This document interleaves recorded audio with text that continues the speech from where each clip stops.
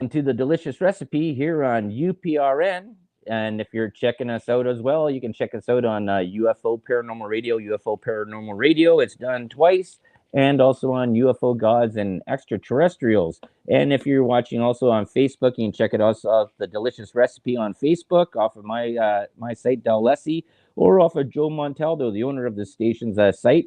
We also stream on StreamYard, Spreaker, iTunes, iHeart, all the other platforms, anywhere else that podcasts are being played. You can find that under the UPRN site, or just type in the delicious recipe. You'll find it there, and that's how things go for tonight. So this one I called there tonight. I think it was called Diamond Chocolate Cake, and this is going to deal with the diamonds this time, and deals with a little bit of international stuff. And I want to welcome back my great guest there. That's got a lot of really great stories there. Big Jim Paris, how you doing there, Jim? I'm doing excellent, Del. And what about you? I'm doing good. I just showed you there just before we started. My tomato plants are growing high, growing nice and big. There, I got some stuff going on there, and I just came back from camp. I'm still in camp mode. Today's my Sunday, so I go back to work Monday, or go back tomorrow. And Friday is my Monday, so that's All right. that's Today we're going to talk about the diamonds in the diamond business, and then yes. next week we're going to morph into my trip over in Africa there to actually look at diamonds and get a diamond concession back in the 90s when Hmm. diamonds were all the rage in the world. So Yeah, that's that was the thing there, because everybody knows the old saying there, diamonds are a girl's best friend. James Bond had a movie, Diamonds Are Forever, and yeah. De Beers is one of the biggest ones, and there's a lot of stories about De Beers and how they've influenced the diamond market around the world.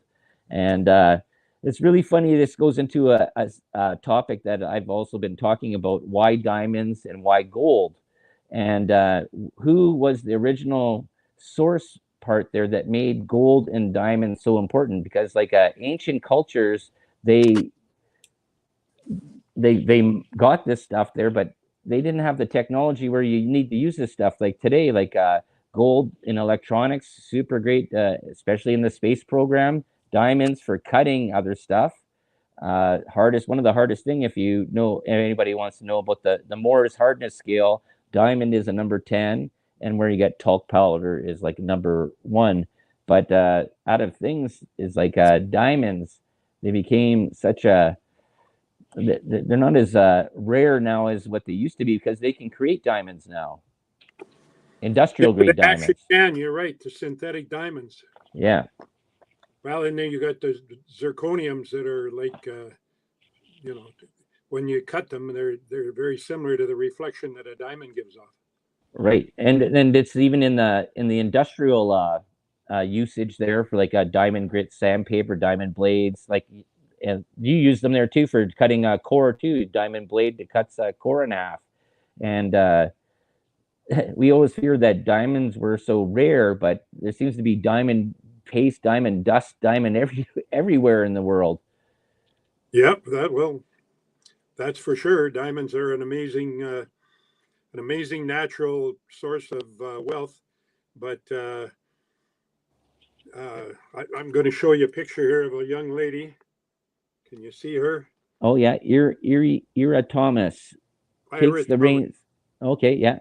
And she's definitely the person. Diamonds are a girl's best friend. Her new company, Stornoway, is trying to get a diamond mine open, and they had it open for a while, and then they had to shut it down. I guess the price of diamonds took a bit of a fall, but Ira Thomas takes the reins at Lucara. So her father was with Aber Resources way back in the early 90s when Canadian diamonds became a big deal. Right. So there's a young lady that definitely diamonds are her best friend because she's a multimillionaire. Right.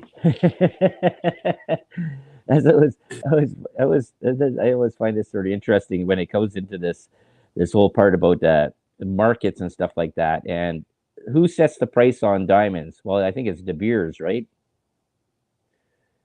Well, De Beers definitely controls the price of diamonds to some degree, but I mean, when I was in Antwerp and then Amsterdam in the diamond bourses, you walk in and I mean, well, you don't walk in. I mean, you have to have an appointment, and somebody has to verify that you're coming there on business, and you can barter.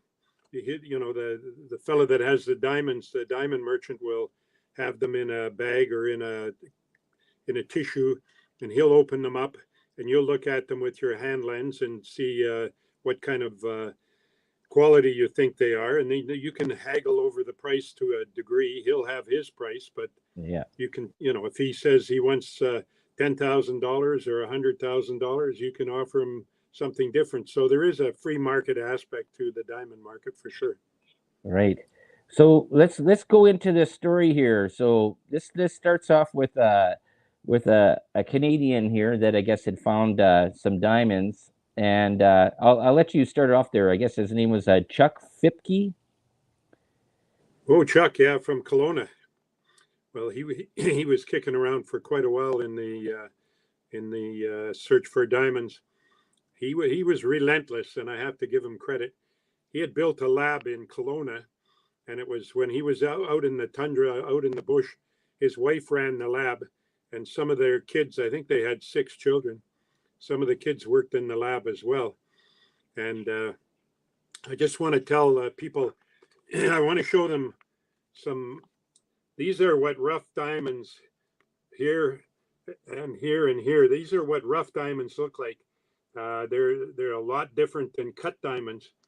So when you have these rough stones, they have to be cut into faceted stones. And then the ring that you're seeing there, those are a bunch of fancies, colors from the colored diamonds from the Argyle mine in South Africa. And that's the finished product.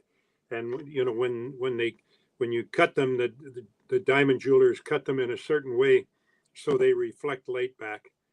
Yep. So for those that are just listening along there, he was just showing a picture of what rough diamonds look like there. And diamonds aren't always just that white. They come in very variety of colors, I guess, in a way, right? Well, the most precious diamond in the world is the Cullinan diamond. It weighed 3,100 carats, and when diamonds are so much different than gold because there's a lot of grading and a lot of factors go into the price of diamonds. There's the 4 C's: color, Right. clarity, cut, and carats. And So clarity, yeah, clarity, yeah. here, where you've got some brown stones, you've got some clear stones, you've got some dark stones, and the dark ones are probably going to end up being industrial diamonds. They'll never make it into the jewelry store. And you see this big one over in the corner here. Yeah.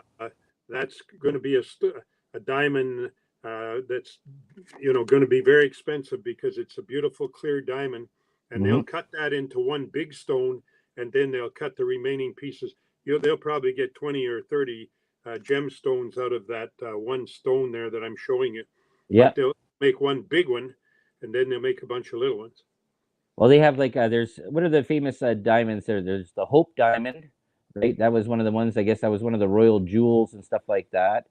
There's that's in the Queen's scepter. Yeah. In the And then tower. there's that. So if you want to try and steal that, good luck. Then there was the I guess the diamond that they had in the movie Titanic there, the Heart of the Sea or something like that.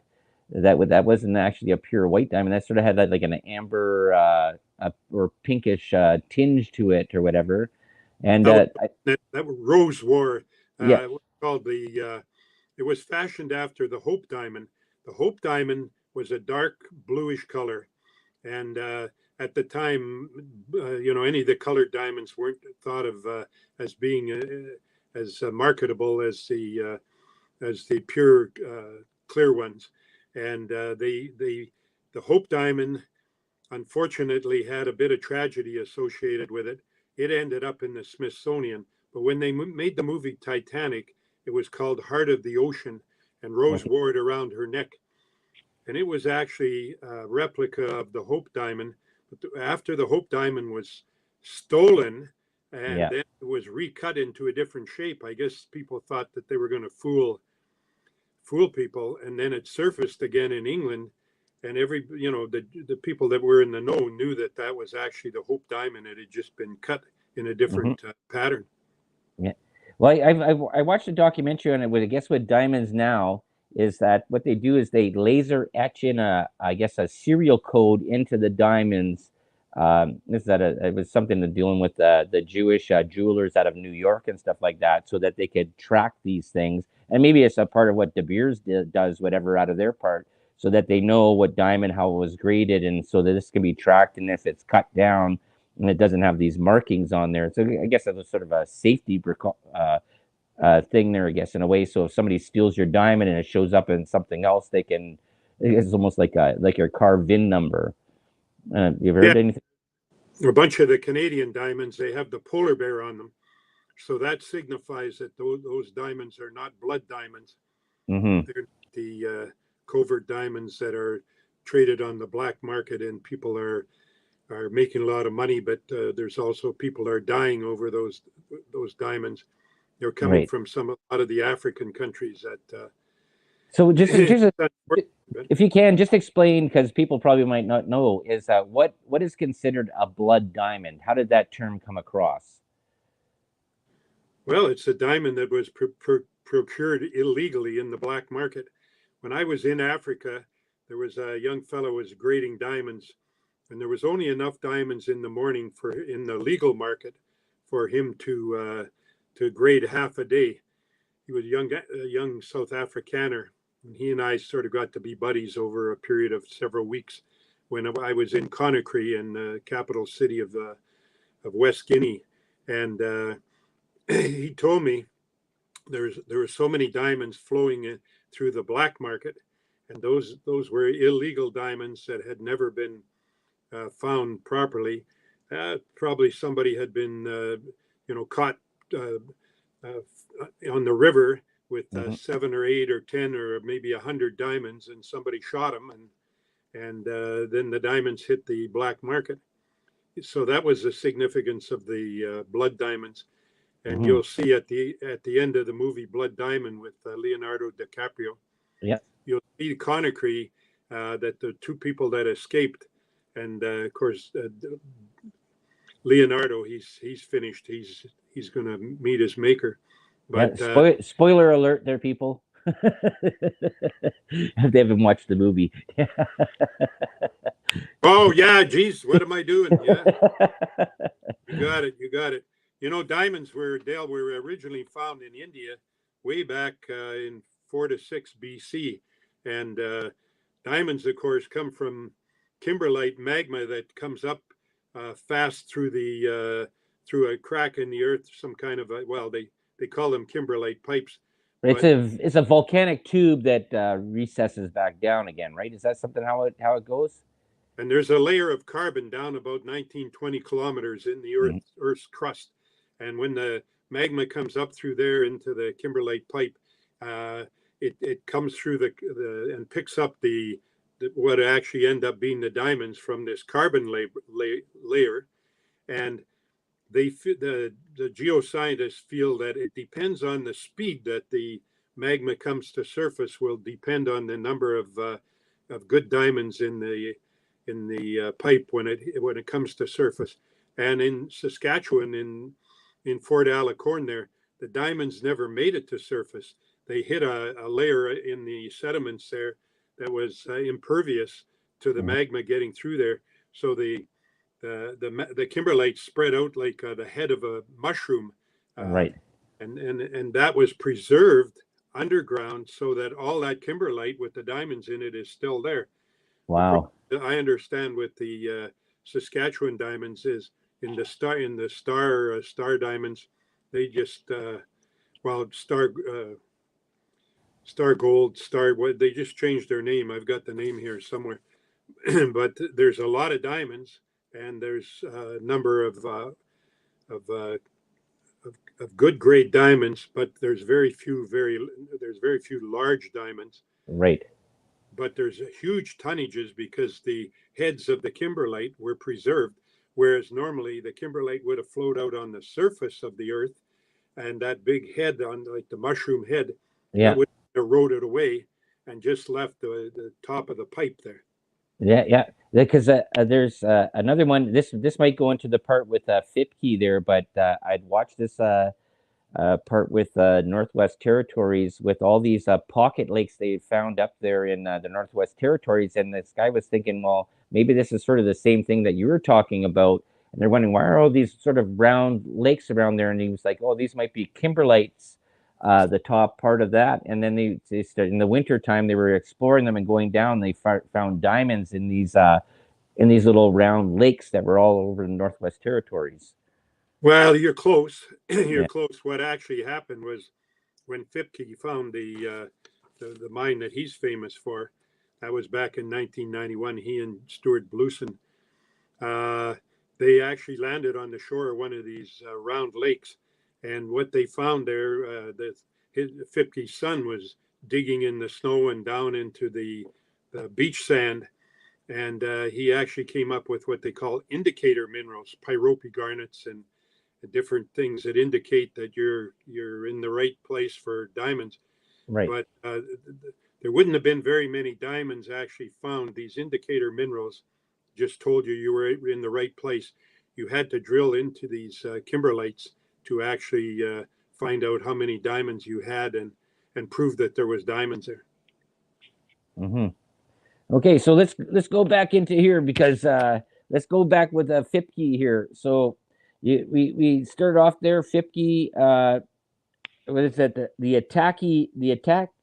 Ekati diamond mine in the Northwest Territories, 1993, and then he was looking for diamonds, and I guess he had an ambition for horse racing in the Kentucky Derby. Well, I guess before Fippke found the diamonds, he was into raising horses, breeding horses to a degree, but nothing like race horses. And actually, he and his partner found the Ekati. That's how it's pronounced, the Ekati mine, in 1991. And after he made a shitload of money, a lot of money, that's when he got into breeding these race horses.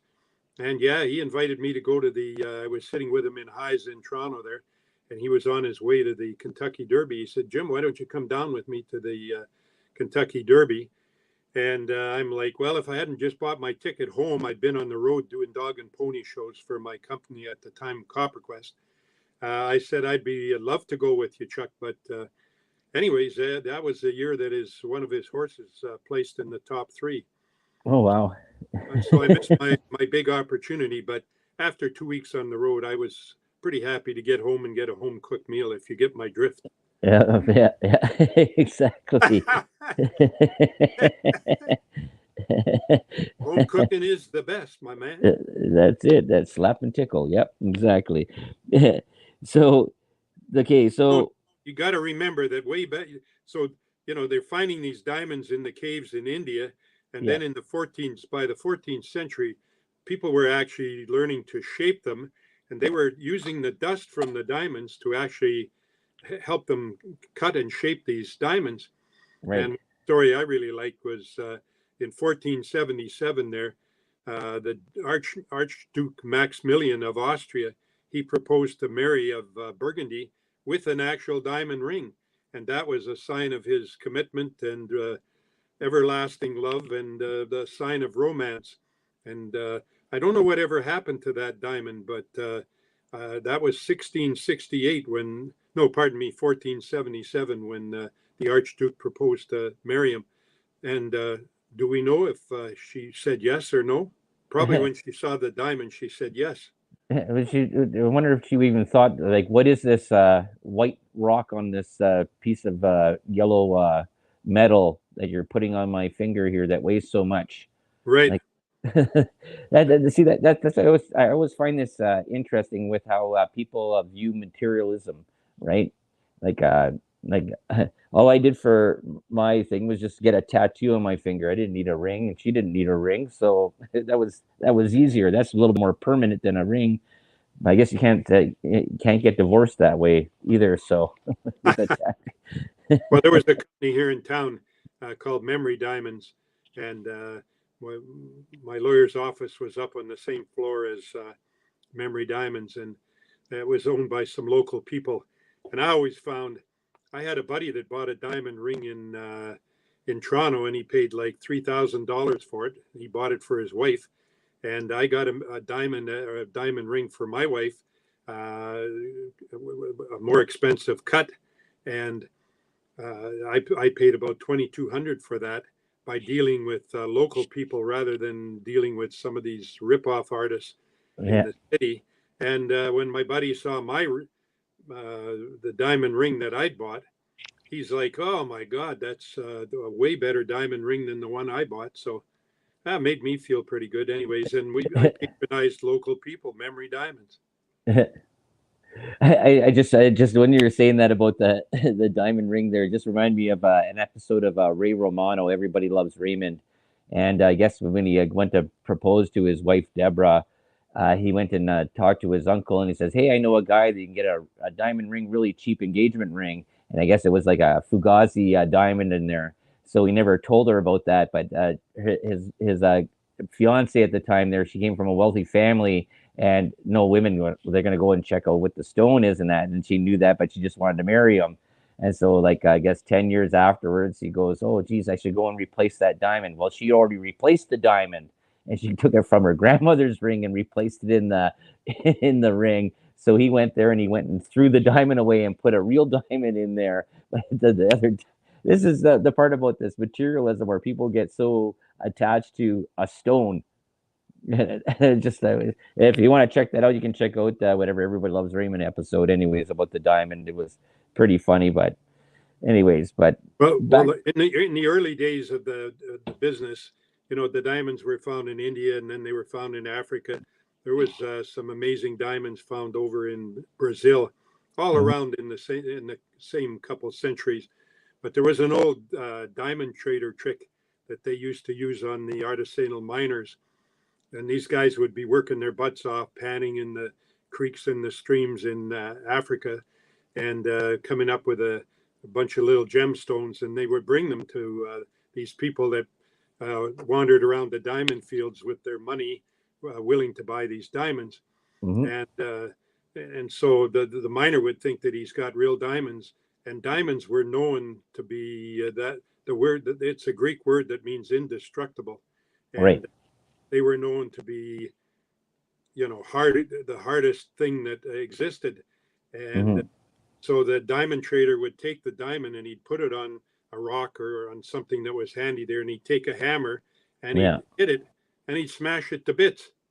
And the guy that owned the diamond that had dug it out of the creek, he's like, "Oh my God!" And the diamond trader says, "Come on, man! Like, what are you selling me here? These aren't even real diamonds, because that one should never have, broken into all little pieces." Yeah. So the guy's all discouraged, and he says, "But I'll tell you what, I'll give you $50 for your trouble, and I'll take the rest of those stones." And so the guy's all demoralized because he never dreamt that you can bust a diamond with a hammer. Right. Diamonds can scratch metal. Yeah. But metal can, like a metal hammer can break a diamond into 1,000 little pieces. That's the whole thing there, because it's a crystal, right? In a way, so yeah, it has fractures, it has shear lines, like any type of crystalline structure. It has parts where there's breaking, because that's the whole part out of it, is that when they make diamond rings and that they're basically grinding down, making facets in it to give it to the sharps, so you get that nice glaring quality and the shine and the sparkle as the light hits it through things there. But yeah, it's not indestructible, but it's one of the hardest materials. Like I said, on the Mohs hardness scale, it is a number 10. So Mohs scale of hardness. Yeah. I used to know that young girls can scream and do other things delicately. At university, we had a little thing to remember Mohs. I'll give it really quickly here. So diamonds 10, corundium, which is a ruby, is 9, topaz is an 8, quartz is 7, topaz is 6, Apatate is 5, fluorite is 4, calcite is 3, gypsum 2, talc 1. So Yeah. that's almost like the one there with the periodic table there. Nina, little Betsy Boo cannot operate functionally. Nina, my girl sips chlorine and kills cats. Right, that gives you the first 20 numbers for the periodic table. Yeah, very, very. I'm happy you remembered all that. Oh yeah. Enlightened your audience. The people that are out there, maybe young scholars out there, they can replay that little part there, and they'll pass their chemistry test their next fall. All right, let's keep moving along here. Yeah, for sure. Yep. I got a bunch of good stories to tell you here. Okay. Yep. So in 1861, William Knight, he was a young man in England, and things didn't look too bright for his family or himself, so he left England and he went to South Africa. And he must have been a hard worker and a smart guy, because it wasn't long before he made some serious money in diamonds, and he catapulted that money into some gold properties in South Africa.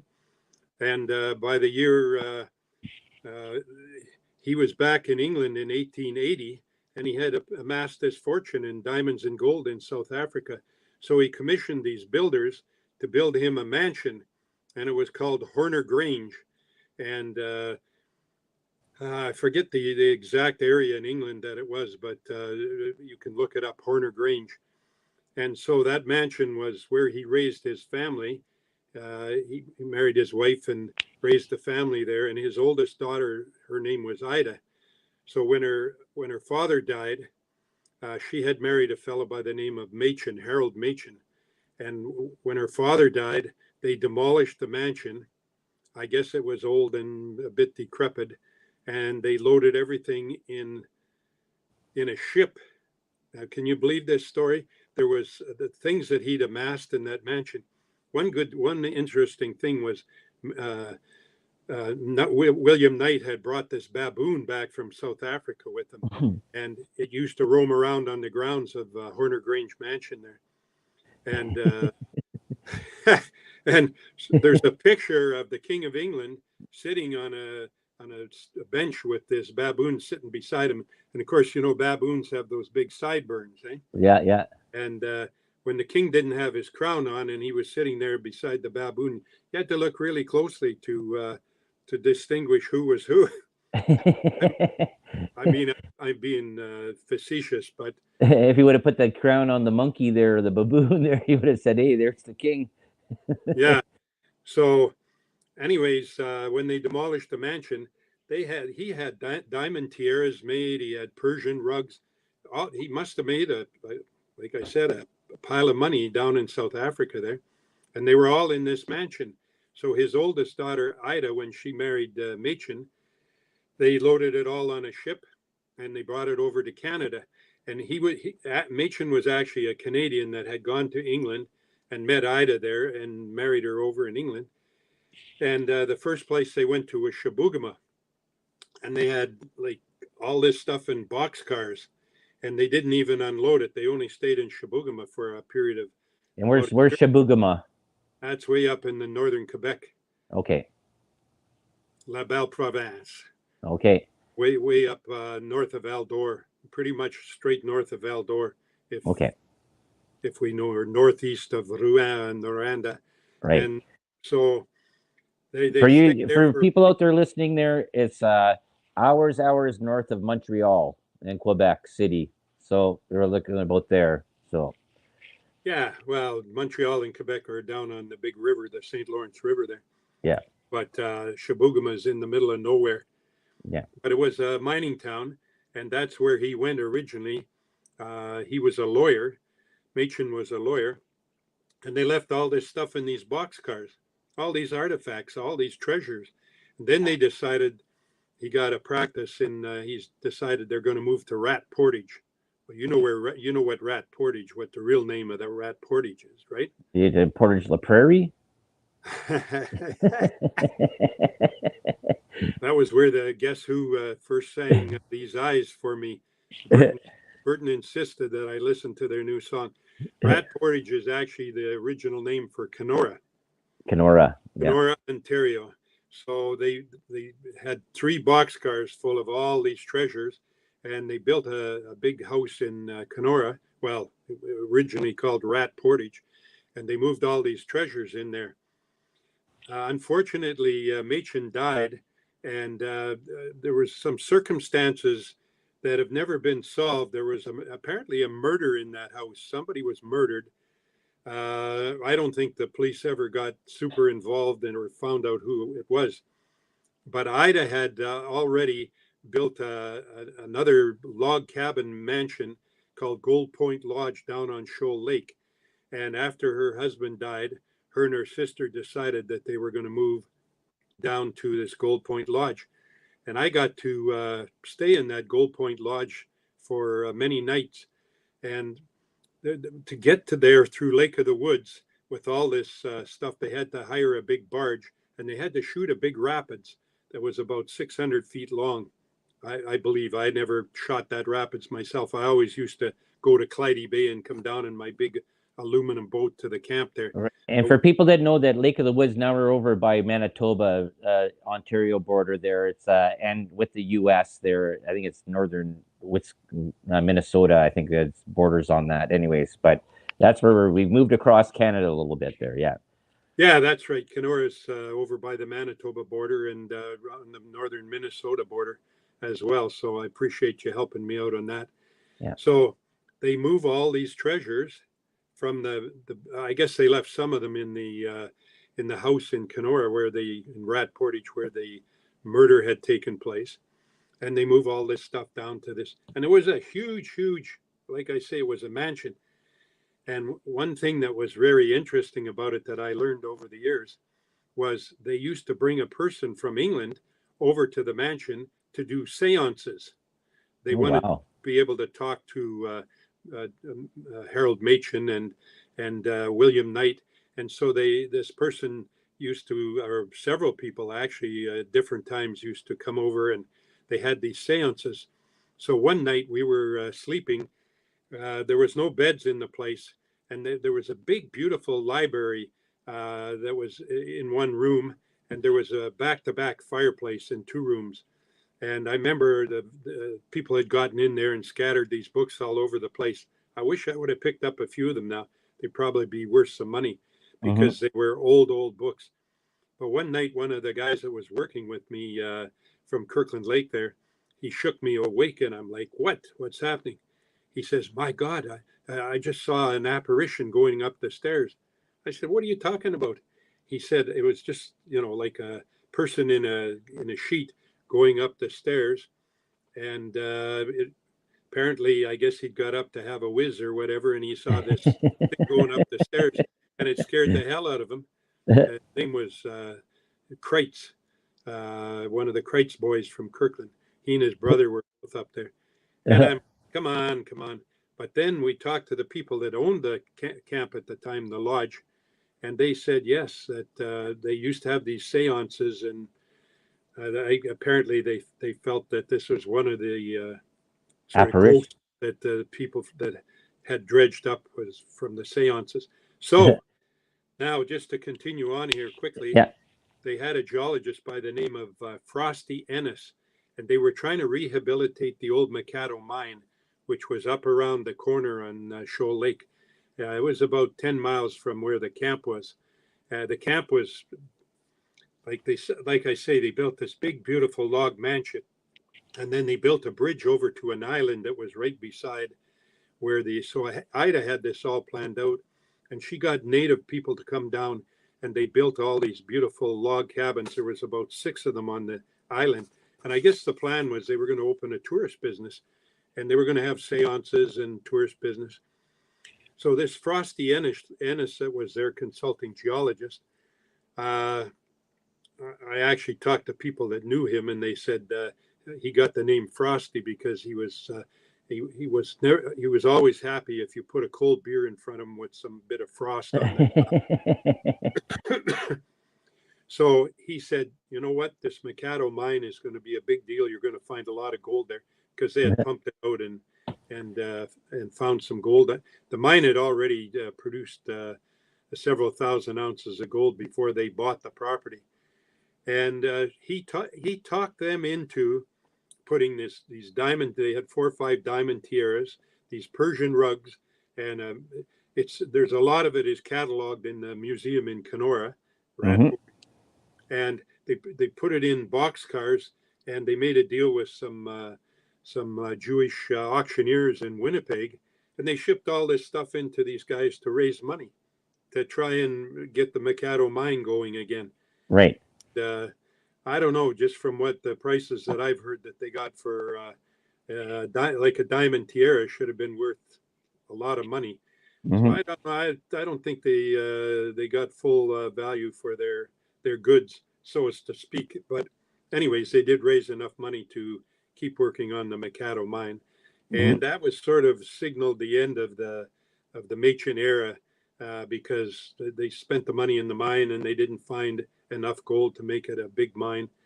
And Frosty, he went back to the beer parlor in Kenora and had Did Frosty ones. And then I was working up there, yeah.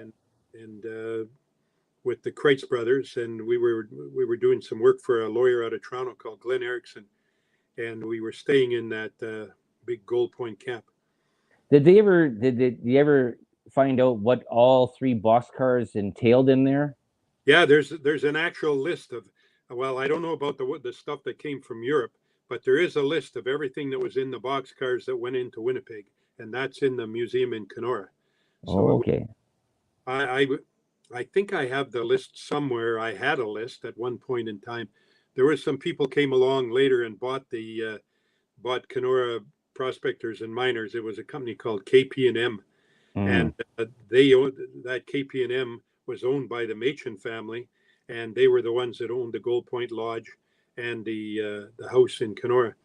Mm. But unfortunately, I wasn't too happy with these people that bought the camp, and had some nasty run-ins with them over the years. But Right. I was just always wondering. It says if the Holy Grail or the Ark of the Covenant was on one of those boxcars that came, that would solve the mystery right there for Oak Island. yeah, well, you know what, Del?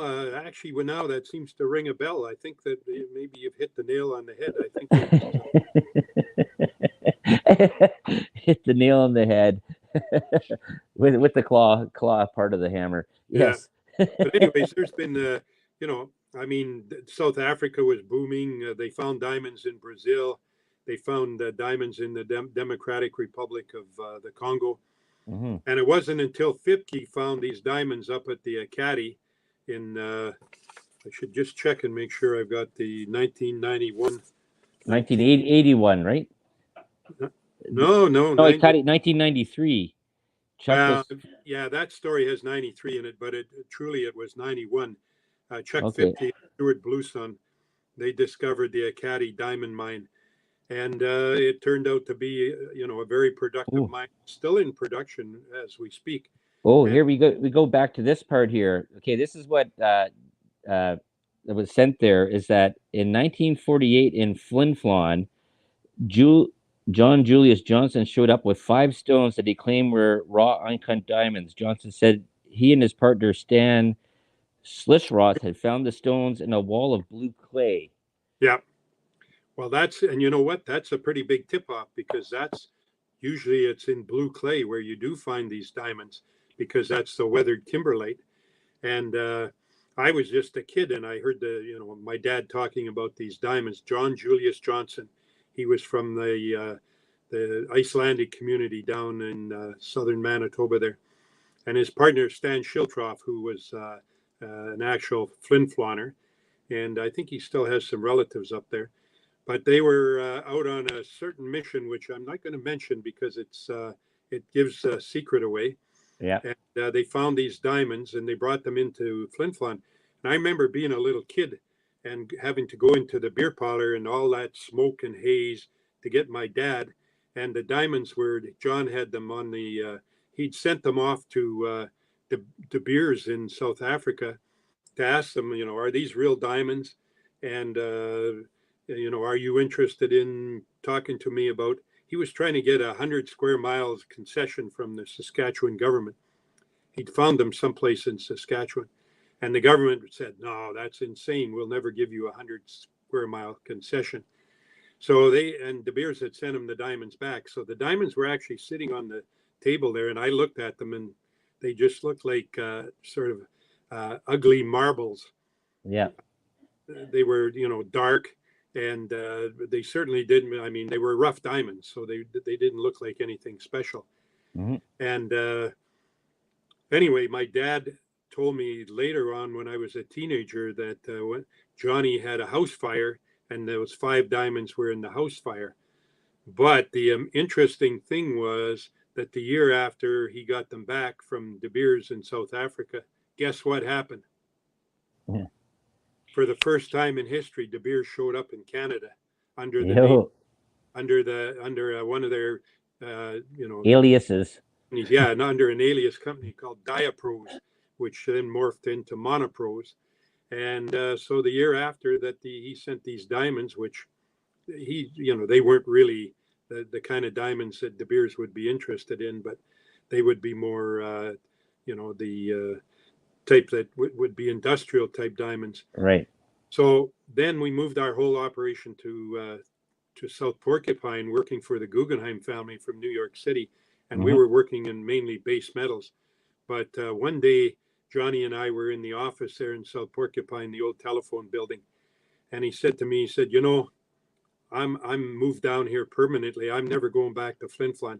He had a wife and probably some kids back in Flin Flon. But he said, I'm never going back to Flin Flon. I found a new life here. Yeah, because he could probably get some sleep. yeah. And I said, why, John, why are you telling me all this? And he said, because I'm going to tell you where I found the diamonds, those 5 diamonds, because you're a lot younger man than I am. You have a career ahead of you. And I'm just going to pick this up off the floor here. Yeah. And he drew these maps for me. And I'm not going to show them too close to the... Just flash them. Yeah, there you go. Okay, yeah. So maps, yeah. And there's one on the other side here. And this is where he found the diamonds. He drew these maps for me. Yeah. And he told me, pretty well where they were. And he had marked an X on there. And he said, if you ever get time and because we were working both in Timmins and Flin Flon, both, and we had found the Knife Lake deposit for the Guggenheim families. And we'd also found the Pine Bay deposit just out of Flin Flon. So he said, you'll be back in Manitoba. Go and check out these diamonds sometimes. And I never had time until about 20 years ago. And by that time, I'd been arrested in Regina for trying to stake some diamond claims in the Fort Alicorn Reserve there and thrown in jail. Yeah. And that ended up in a big lawsuit. And I sued the Saskatchewan government and I sued IPSCO, the company that had me put in jail. Right. And so I ordered, and I wrote a letter in the Northern Miner to the editor that said, I will never work in Saskatchewan again after what happened to me there. And I never did. Yeah, you did, because I worked with you in Saskatchewan, Knife Lake. Okay. I want to get out. And so what happened was I ordered these maps from a particular area where Johnny drew the maps for me. Yeah. And guess what? If I live long enough and if I make some serious money from my Geraldton claims there, the 1,000 claims I just staked at Geraldton, mostly for gold, which is plunging, is plummeting as we speak. And I've got a lithium property and 2 base metal properties. I'm going to go back there because there's all sorts of indications of pipes, kimberlite pipes there. Well, wasn't the whole thing there with the St. James lowlands that there was a bunch of kimberlite pipes that were through there too as well, wasn't there? Yeah, exactly. The young fella found the kimberlite down in Coral Rapids. He went fishing one day and he found this kimberlite. And I don't know if the government people, they wrote about it. I don't know if they'd found it right about the same time as he went down there fishing. But that spurred De Beers on when they knew there was kimberlite in the area to keep exploring the area. And north of there, up by towards Attawapiskat, where they found the Victor pipe. and Mhm. several other pipes. I think they have 14 diamondiferous pipes. But they paid the native band there and Yeah. the associated situation. They spent about $820 million out of the money that they made out of the Victor pipe, and they weren't getting the cooperation that they thought they deserved Yeah. from people. And so they just said, you know what? We'll put all of the assessment work on these claims, and they'll be in good standing for 50 years. And after you people are all dead, we'll go back and put some more diamond mines in there. So they shut I think it was 2018 that they Mhm. shut the Victor mine down and walked away. And now they got a couple of big diamond mines in the territories. Right. Okay. Well, we're gonna stop the story there, and I guess a part out of there to say is that make sure that when anybody puts a cold frosty beer in front of you in the bar and you're telling stories, keep your lips shut and just enjoy your beer, or else the beers will come and The come beers and will rob buy your. you. The beers will buy you a few beers, and you find out where your diamonds came from. And you wake up and you don't have any underwear on and you're in an alley. Something like that. That's too deep for me. Okay, well, that's people out there will understand what it is. It's just Wake up okay. in the alley with your underwear on. You're with missing your underwear. Yeah, There's people that will understand that. yeah, they will. Yeah. All right, all right. Always a pleasure, Del. Yes, it I was got great. lots more. I got lots more diamond stories. I got Okay. stories that I don't want to tell about diamonds because they're too dangerous to tell. Yeah, well, that's the part we sort of really went off the script there off of the part that was sent to me here. So uh, we'll have to check in again. But this is part one. Next week we'll go into part two where the story goes on, and we'll go into uh, how Africa comes into play a little bit more and stuff like that. So I want to thank everybody out there who was listening there tonight there, and this has been Del with the Delicious Recipe. My guest, Big Jim Paris. And have a great night. And we'll see you all later next week, Thursday, 7 p.m. Eastern Time, UPRN. Don't miss it. It's got some great stories about my time in Africa. Awesome.